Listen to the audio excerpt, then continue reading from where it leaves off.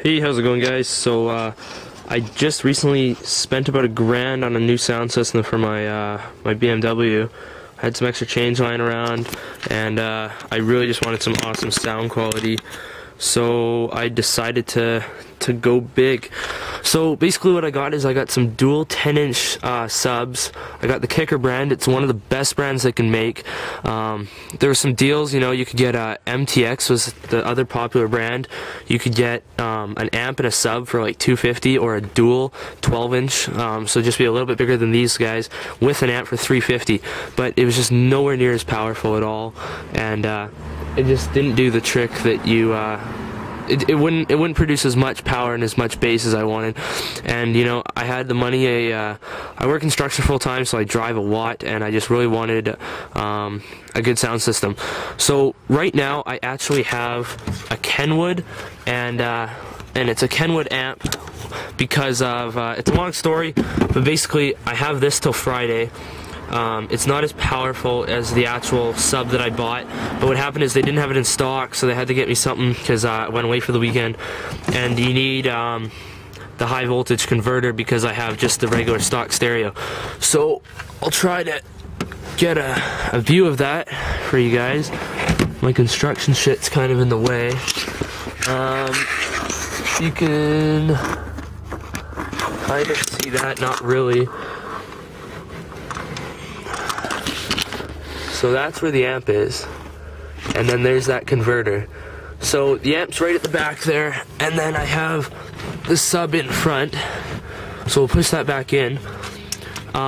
So let's crank this thing up, and it actually fits perfectly in my BMW trunk, right in the back here. The wiring, they actually wired it all the way through the flooring to the battery, everything. Paid $100, and if I were you guys and you were getting an amp installed, especially if you have a nicer car, I would definitely pay that $100 for that install. It just saves so much time, and you end up gonna be if you do it yourself, you're probably gonna screw up. So I'll turn a song on here and we'll listen to how it sounds. So we'll turn out the bass a little here.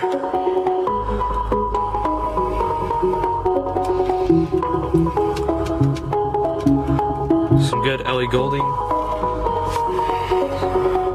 And we'll just have a look at the actual sub first.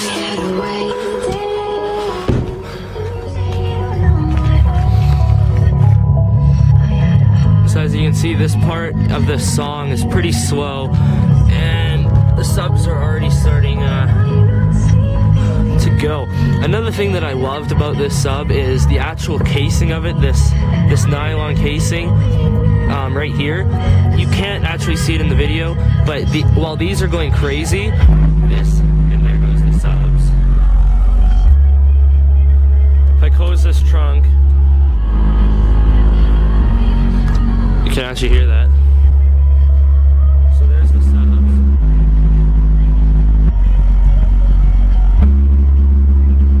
Here's the bass drop. And that's because I haven't fixed my license plate. So you'll see that they actually start shaking the license plate. Unfortunately, I'm gonna get something done to that. When you're actually in the car, you see the back window shaking. So pretty awesome sound system. You know, you get what you pay for. You definitely get what you pay for with these systems. So if I were you, I would definitely look into it. You can feel free to message me. The amp I would definitely suggest getting installed, as it had to go all the way from the engine, all the way through, attached to the dock, to the deck, all the way through the side, all the way through the back, and then through the seats and into the trunk. So I would definitely spend that extra $100 getting your amp installed if you'd like it installed properly. And other than that, you know, if you love dubstep, if you drive a lot, if you love any type of music, especially rap or dubstep or even country, it sounds awesome with that extra bass. I'll turn that on one more time here.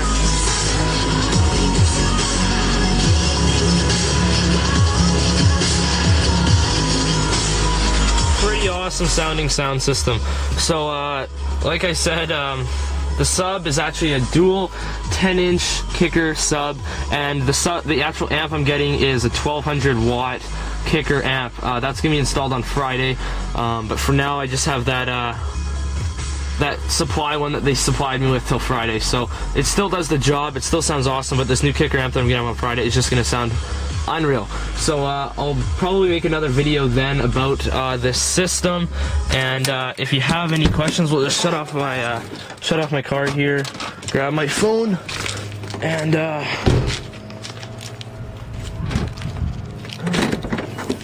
give you guys one last look. So there's the sub.